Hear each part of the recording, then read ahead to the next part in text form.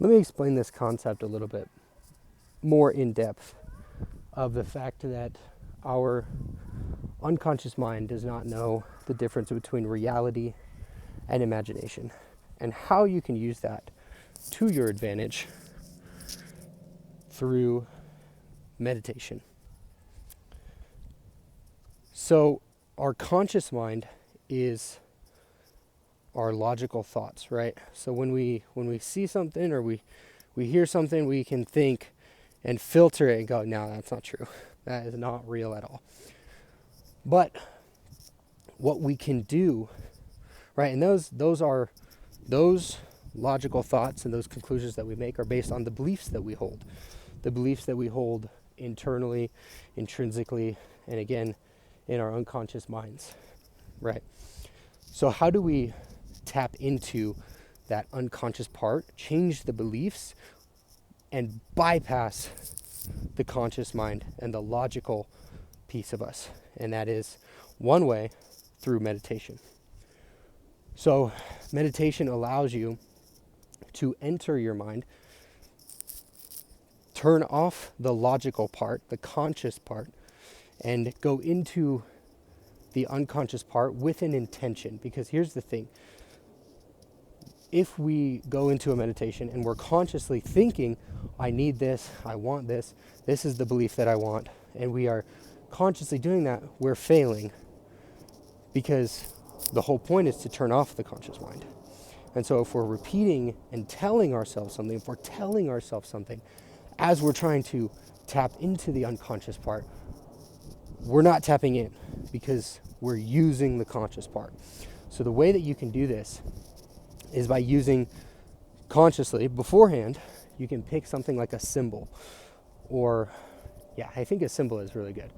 Something that gives you that vibe, of what you want. Something that is very clear to you what the meaning is behind it.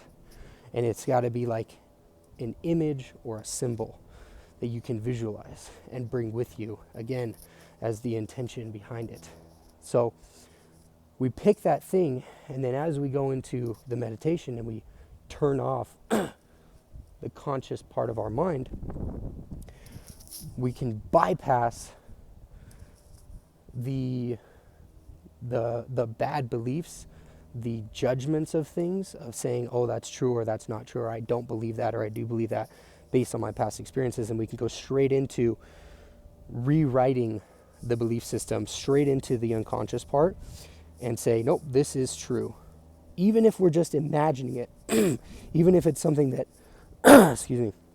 even if it's something that has not yet happened, we can tap into it. And our unconscious, our imagination, it doesn't know the difference between the imagination. So if we imagine ourselves as someone that's supremely confident, for example, someone that speaks very well, you know what that looks like. Think of a king. Think of a ruler or somebody regal in like a movie. How do they act? How do they speak? In many different ways. Think about like everything about their speech, the speech patterns that they use, the tonality, the speed, right? All of that kind of stuff, how they stand, how they lift their head, everything. Think about that and picture yourself from a third person view as that. Now, we can take that image of ourselves from a bird's eye view, and we can bring that image into our unconscious.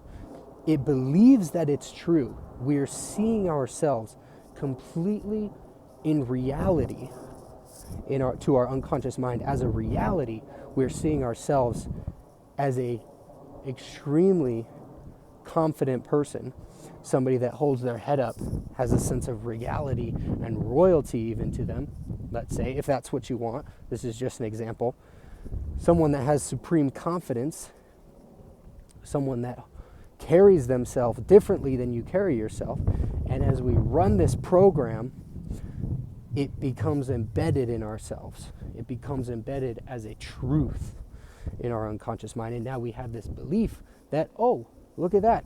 I am a very confident person. I see myself as a very confident person. You begin to act as that very confident person, and you get more proof.